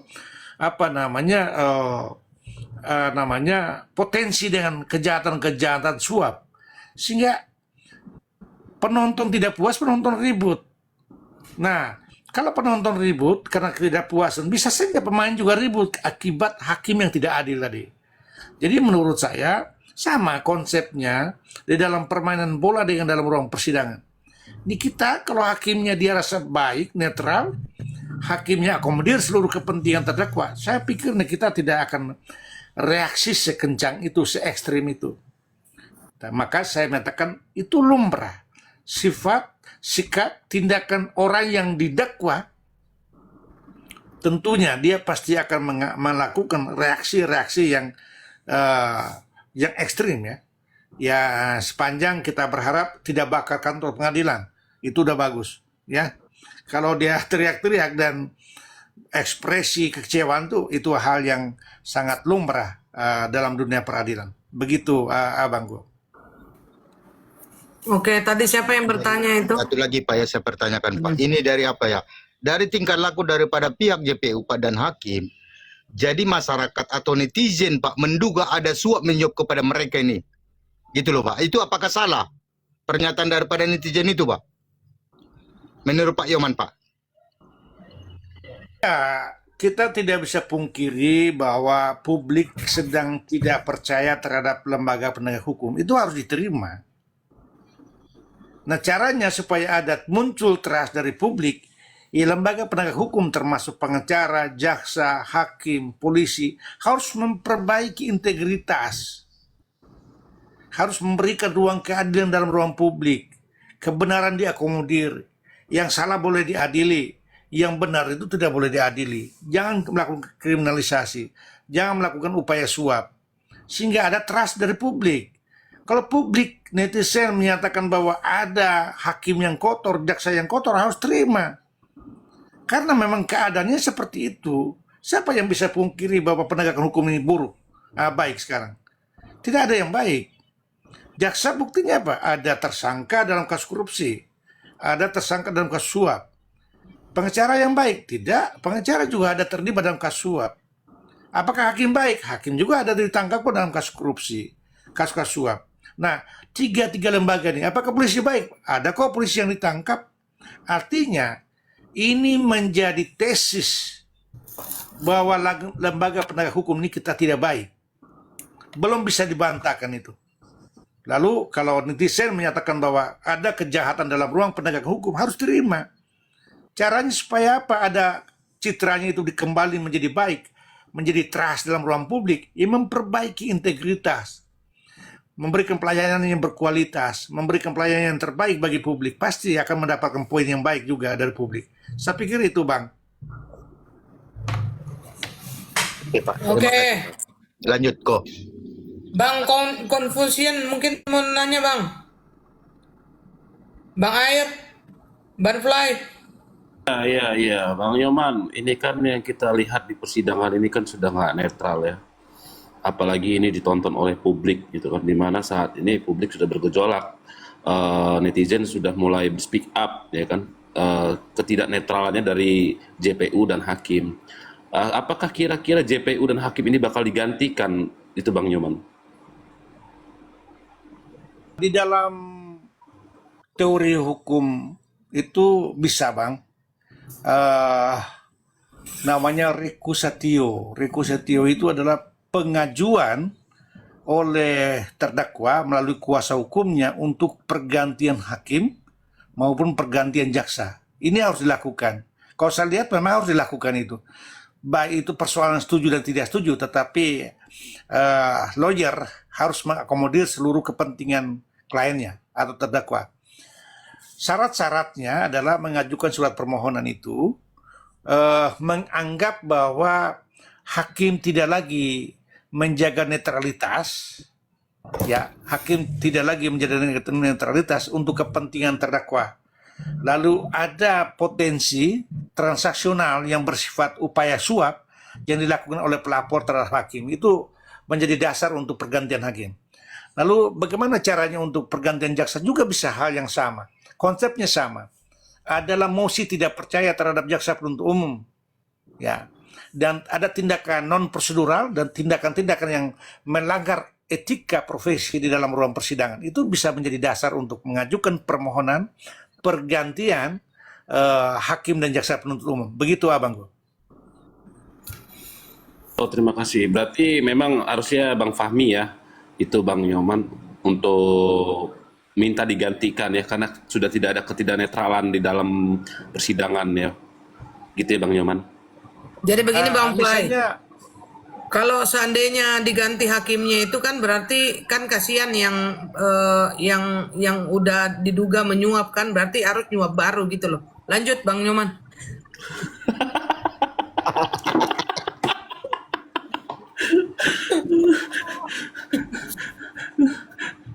Lanjut Bang Nyoman, boleh silakan Bang. iya, Habislah duitnya Bang, justru. iya. Baik, Bang, menarik ya. Ya, Iya, saya kuras hanya dulu memberikan duitnya. gambaran. Ya, memberikan gambaran umum aja adalah ciri-ciri perkara itu dipaksakan itu biasa tidak sempurna dalam pembuktian. Ciri-ciri perkara itu dipaksakan tidak sempurna dalam pembuktian. Itu untuk kritikan saya terhadap jaksa dan polisi. Kritikan yang kedua adalah tindakan tidak profesional dan mengabaikan nilai-nilai kebenaran dalam ruang peradilan, itu mencirikan bahwa pelaku yang duduk di dalam ruang persidangan sebagai wasit yang adil telah terkontaminasi oleh kepentingan-kepentingan individu. Apakah ada dugaan suap atau ada konflik of interest? Bisa saja salah satu hakim itu adalah saudara dari pelapor atau korban, atau ada kekerabatan atau ada hubungan perkawinan. Bisa saja terjadi hal itu. Maka dari dasar-dasar itu menjadi pertimbangan yang baik bagi Bang Fahmi untuk mengajukan permohonan pergantian hakim dan jaksa penuntut umum. Begitu, Bang. Bang Konvensian mungkin atau Bang Long ada yang mau ditanyakan, silakan monggo seakan. Kalau saya sih yang nanggapinya seperti ini ya, yang tadi disampaikan Bang Nyoman, terus pertanyaan dari Bang Ice Striker ya. Dengan pergantian apakah menjamin akan lebih baik? Apakah kita akan menambah krisis kepercayaan? Itu kan karena grupnya. Justru kita harus kawal, biarkan. Udah biarkan aja. Andai kata nanti NM diputus bersalah, harus lanjut terus bongkar. Ini kan sudah kasat mata dong. Dari 2 saksi pelapor, dakwaannya patah. Dari saksi dokter Oki yang ngejar-ngejar RG. Unsur dakwaannya sudah patah. Nggak ada ini. Ya. Justru itu saya setuju. Kalau memang ini yang tadi disampaikan oleh Bang Nyoman dipaksakan, terlihat tidak sempurna, dakwaannya nggak akan utuh dan sulit dibuktikan. Udah biarkan aja. Ini masalahnya hakim punya wewenang penuh kalau nggak diganti. Betul. Nah, coba kan sekarang apakah ya yang misalkan pas diganti, kalau mereka saling kenal kan sama aja, main kedip mata. Yang Kokoriko bilang keluar lagi duit, RG-nya kasihan ya. Ya nggak apa-apa, kalau nggak bener lagi ya up lagi. Intinya harus dikawal. Saya sih setuju. Ya, gimana Bang Nyoman? Gimana Bang Ganti. Nyoman? Kalau nggak diganti, gimana Bang Nyoman? Itu menurut si Bang Konflusi. Gimana Bang? Ya, saya pikir kan lawyer itu kan memiliki prinsip melakukan upaya apapun untuk menyelamatkan kliennya. Maka saya pikir ini menjadi momentum yang baik untuk mengajukan permohonan pergantian hakim. Terlepas ada hakim yang lain juga tidak dijamin jujur, tetapi setidak-tidaknya itu menjadi pertarungan lebih baik dibanding kita bertarung menantikan putusan pada hakim-hakim yang tidak objektif. Sudah sangat jelas kan tidak objektif. Ya, kalau tidak objektif hasilnya pasti kita sudah tahu 99%.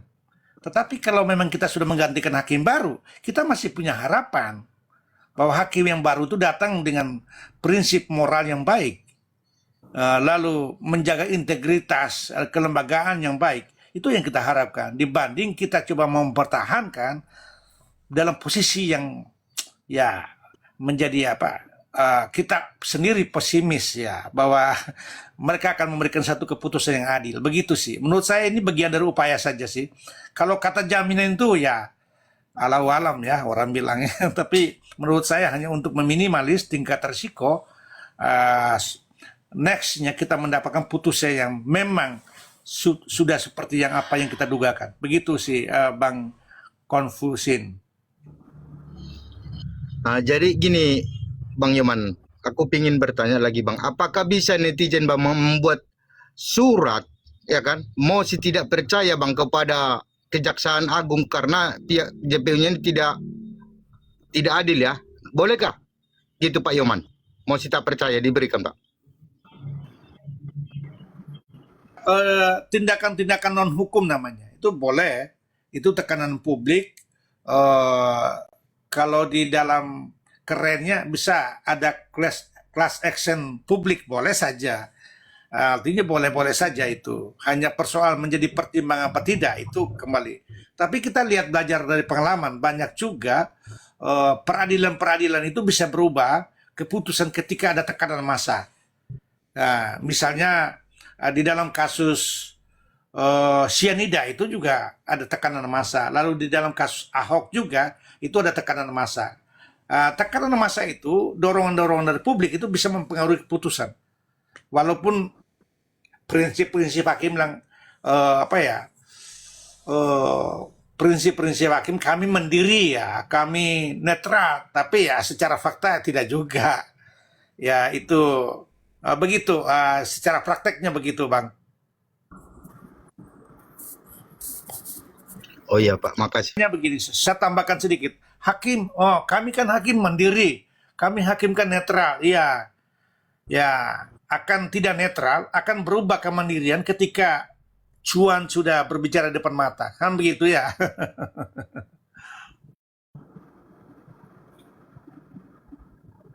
Bang apa itu? Mochi apa Modi itu? Naik dah, Bang, kalau mau naik. Oke, siapa lagi? Bang Long, tidur Bang Long. Nah, jadi saya mau nanya juga nih, ini pertanyaan sentimental sebenarnya, Pak Nyoman. Kan bahasanya kan sidang terbuka untuk umum. Oke. Nah, kita datang untuk coba meliput live langsung, tapi tidak diperbolehkan. Nah, lucunya begitu kita live di luar dan kita siarin melalui TV yang disiapkan pengadilan, itu boleh. Ini gimana menurut tanggapan Bang Nyoman nih, Pak Nyoman nih? Itu diskriminatif kan gitu. Kalau sekali terbuka, artinya terbuka untuk umum. Siapapun, tukang becak juga boleh masuk di situ. Dan yang kedua, ketika itu boleh disiarkan, jangan diskriminatif seolah-olah wartawan kecil itu tidak boleh.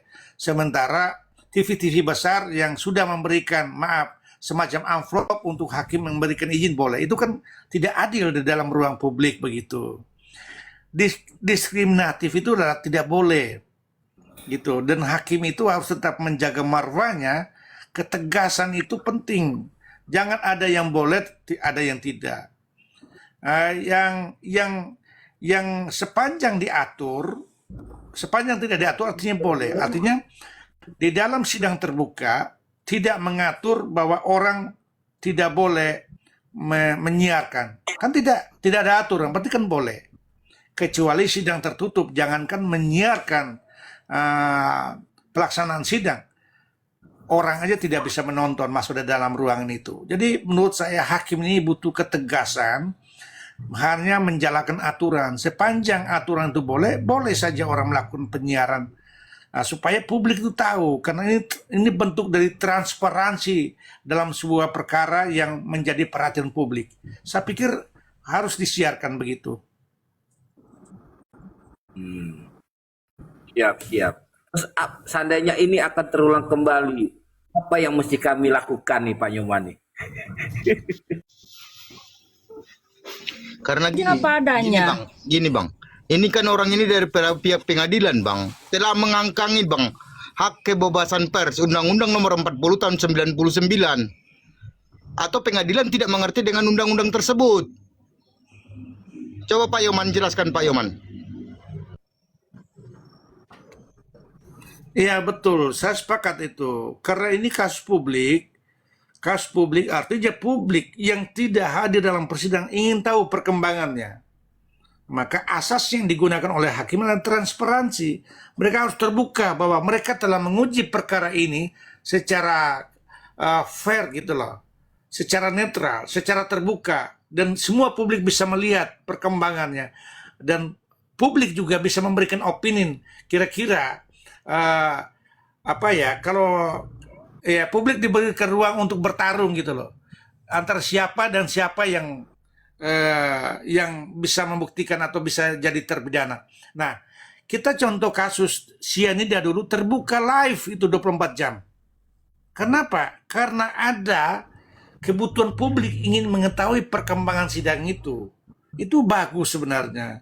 Tidak ada yang harus tutup dalam ruang publik. Karena kita ini adalah kebebasan pers, keterbukaan informasi, lalu transparansi dalam penegakan. Ini tuntutan-tuntutan yang sudah diatur oleh undang-undang. Saya pikir tidak ada alasan hakim untuk menolak untuk disiarkan secara umum, terbuka untuk umum, begitu. Bang Nyoman, saya ingin tanya Bang Nyoman, itu ada ketentuan nggak Bang Nyoman, baik JPU maupun hakim yang ditugaskan ya untuk sidang? Karena yang saya soroti itu ya terlepas apapun, kan di sidang itu kan yang kendalinya kan ada di hakim. Seharusnya attitude etika kan harus ditunjukkan sebagai teladan. Ya mereka itu kan job desk dari negara loh itu. Jadi yang saya lihat sidang yang kemarin tuh hakim itu culeos aja, itu ngeleos begitu aja. Gimana tuh Bang Nyoman? Ada ketok palu nggak sih kemarin itu? Ya, berkaitan dengan attitude atau etika itu melekat kepada semua individu, termasuk kita. Tetapi berbicara tentang kode etik itu mengikat seluruh profesi hukum. Ada kode etiknya. Maka di dalam kekuasaan absolut hakim, bahwa itu ruang sidang mereka juga dituntut untuk melakukan menjaga etika di dalam persidangan, menjaga estetika di dalam persidangan, dan menjaga satu lagi nih yang harus dijaga, moralitas. Jadi bukan karena ini hakim yang mulia, hakim yang agung sebagai wakil Tuhan, mereka lakukan tindakan serta-merta, tidak. Mereka diawasi, dibatasi oleh etika profesi. Maka mereka langgar, maka itu dikenakan kode etik profesi, diatur itu. Sanksi yang terberat itu adalah pemecatan.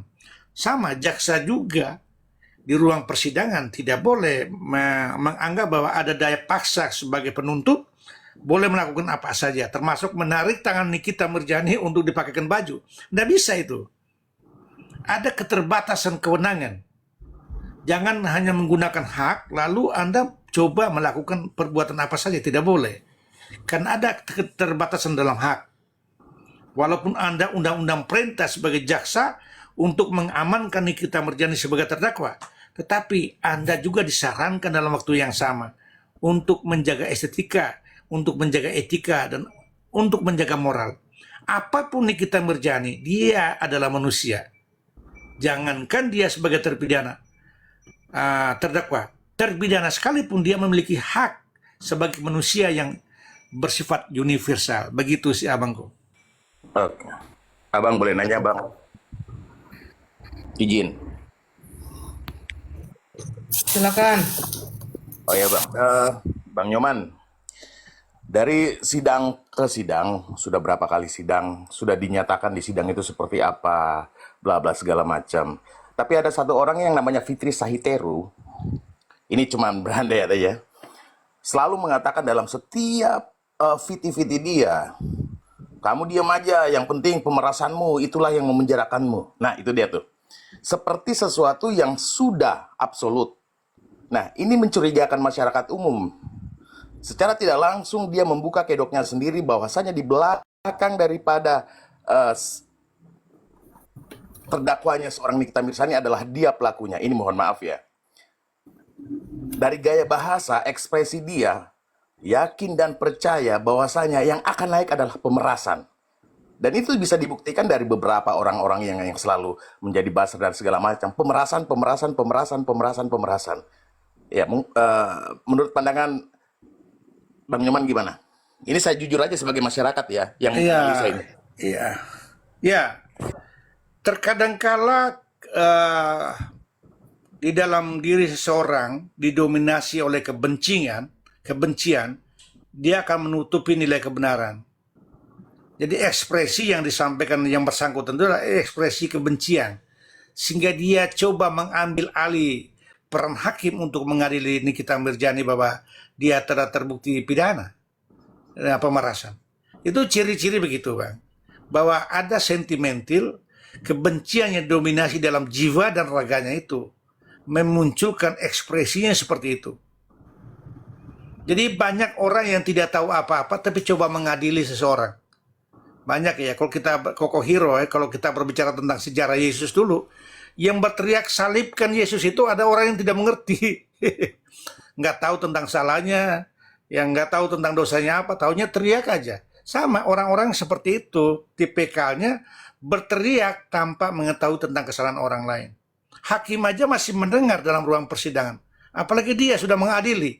Nah, sikap-sikap yang mengadili adalah sikap yang dipenuhi oleh sentimental atau kebencian yang akut, yang dapat menguburkan kebenaran dalam kehidupan. Begitu sih, abangku. Ya, terima kasih Bang masukannya. Cuman yang di sini seakan-akan menggiring opini secara tidak langsung, tapi monohok itu menurut saya. Kalau dibilang di sini, tidak apa-apa, Bang. Tidak apa-apa. Jaksa juga menggiring opini melalui dakwaan. Ya, jaksa saja kita menganggap bahwa itu opini subjektivitas. Apalagi penonton di luar itu opini, Bang, bukan fakta. Kita faktanya tunggu setelah persidangan seperti apa, apakah dia bersalah apa tidak. Saya pikir begitu, Bang. Itu opini bebas, bukan fakta itu. Begitu, abangku. Tapi Bang, Bang Nyoman lanjut ya. Yang tadi yang pertanyaan saya yang hakim itu ya. Jadi itu kan artinya kan sudah live ngeliat ya.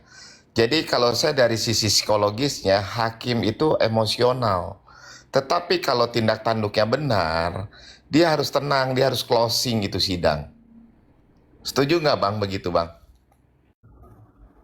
Dia akomodir seluruh kepentingan terdakwa. Dia akomodir semua. Kalaupun dia menolak, dia harus menyampaikan alasan penolakan itu. Dan harus supaya bisa diterima oleh semua orang, termasuk terdakwa. Apakah ini bukan agendanya untuk mendengar rekaman? Ataukah ini masih pembuktian jaksa, belum pembuktian terdakwa? Bisa dia jelaskan supaya orang bisa memahami. Nah betul Bang, itu Orang makanya itu Bang yang disampaikan Bang Nyoman tadi ya. Kalau semuanya awalnya benar, penegaknya benar, seharusnya itu artinya gini loh. Tuhan itu betul-betul baik Bang, memperlihatkan sikap. Ya harusnya secara psikologis ya harusnya hakim itu tetap mengclosing itu sidang dan mengumumkan sidang berikutnya itu tanggal berapa. Ini kita kan nggak akan jelas. Closingnya tidak ada, sidang laginya kapan. Padahal beliau itu yang mengatur persidangan, yang punya kuasa. Nah inilah yang saya lihat artinya ini meninggalkan seperti itu bukan hebat, emosional itu Bang Nyoman, betul nggak Bang Nyoman?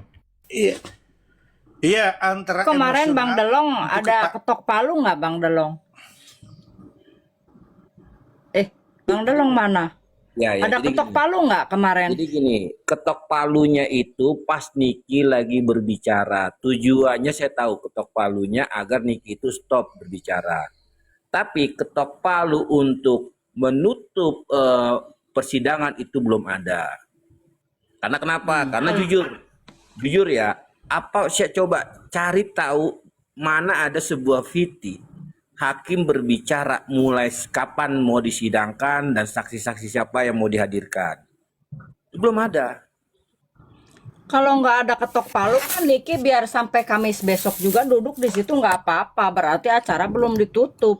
Kan gitu. Ngapain diborgol-borgol?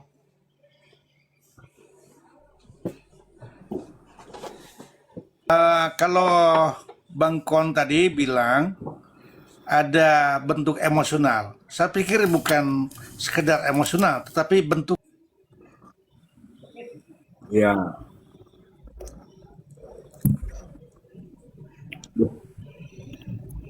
Iyalah.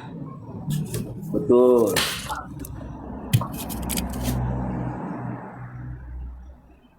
Iya, paling enggak kan tutup ketok palu gitu. Iya. Kalau enggak ketok palu kan itu itu ya begitu tuh respect lanjut, Im. Niki juga. Saya ingin Respect. bertanya Kalau sama Bang Yoman, boleh Bang Yoman? Pertanyaannya Bang, ini netizen Bang, ya, menduga FS sebagai makelar kasus ini Bang, atau penyambung kepada pihak-pihak penegak hukum yang ada di pengadilan Bang. Jadi itu apabila terbukti Bang, rekaman yang ada sama Nikita Mirzani, terbukti dia sebagai makelar kasusnya, apa hukumnya Bang yang diberikan itu? Yang cocok? Iya, itu tindakan upaya suap, Bang. Kalau seandainya ada terjadi iming-iming atau gratifikasi bahwa perkara ini harus modelnya seperti ini, berarti kan uang itu mempengaruhi netralitas hakim dan mempengaruhi cara kerja jaksa. Jadi itu sudah masuk dalam tindakan pidana khusus dan dalam hal ini bisa dilaporkan KPK, Bang.